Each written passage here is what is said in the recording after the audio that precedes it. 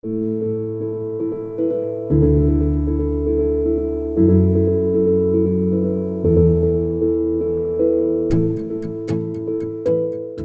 want to spend a minute talking about some of the things we need to be watching out for today's condo news topics.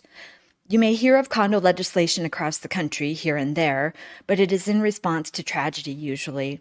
That's why I call it disjointed legislation, in hopes we can have consistent regulations at a federal level one day versus just state to state.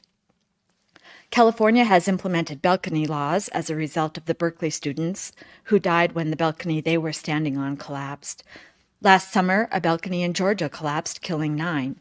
So I imagine we'll see changes there, if it's not already underway. But if legislation like this was implemented at a federal level, maybe the tragedy in Georgia wouldn't have had to happen this past year. In New York, they have been dealing with siding failure on large buildings. We have structural issues across the entire country, again, because of large aging buildings, like what caused the collapse in Miami. And again, we'll talk in detail about that legislation because it is the first of its kind in America. Florida is leading the way for us. If you haven't seen any of these stories in the news, you'll probably start seeing more. Right now, apartments are in high demand across America, and oftentimes it's easier and economically a better choice to deconvert condos into apartments.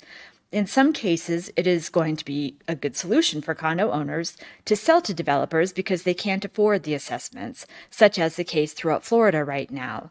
However, like in any industry, there are some not so honest investors out there who have found their way into the condo developments through the purchase of condos.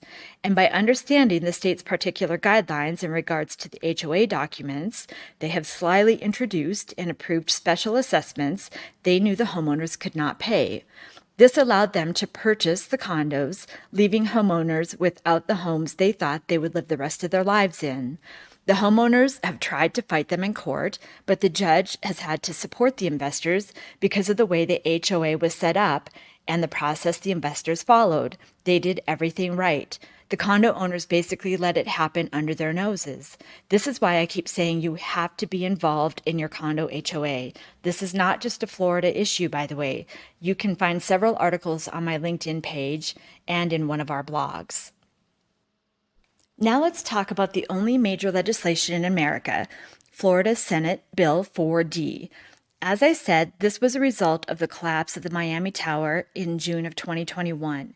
It is the only state that has implemented something that looks similar to what most of Canada is practicing, minus the realtor fiduciary at closing.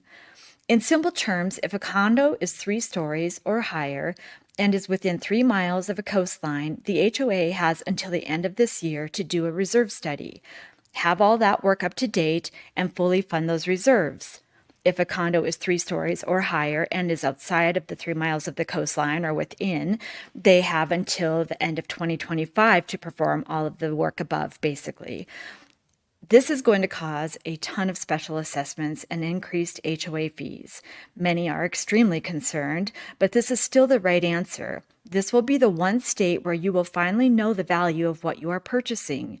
If you are purchasing a condo 3 stories or higher, that is, you will be able to compare apples to apples. Buyers and owners won't have to sit and wonder or worry about potential surprise assessments or their safety, like the rest of the condo owners across the U.S. should be if their HOA hasn't done this work. Condos are still a fairly new concept in the scheme of things. They started right around 1960 in America. The average building is meant to make it to 30 to 40 years before needing repairs or replacements of major components and amenities, such as elevators, roof, HVAC, electrical, windows, balconies, plumbing, pipes, parking structures, and so forth, including amenities such as the pool and its deck, whether that's inside or outside. They're commercial buildings.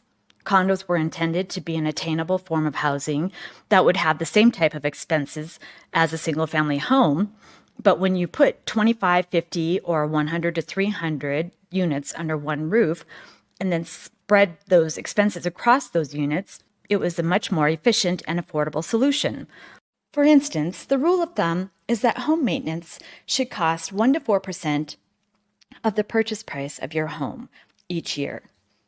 Let's use 2% to be more conservative. The idea was for condo owners to share those expenses and to either have access to more amenities for that same 2%, or to have that 2% lowered maybe in half to 1%. At least that was the original intention. But now, today, condos are amongst the most expensive form of housing. 50% of our condos were built 30 years ago, and there's not enough saved in reserves for these normal repairs that come with age. It is believed that less than 20% of all HOAs are prepared properly, which means 70 to 80% of condo owners should instead be prepared for a special assessment because of this. I hope I didn't scare you away from condos.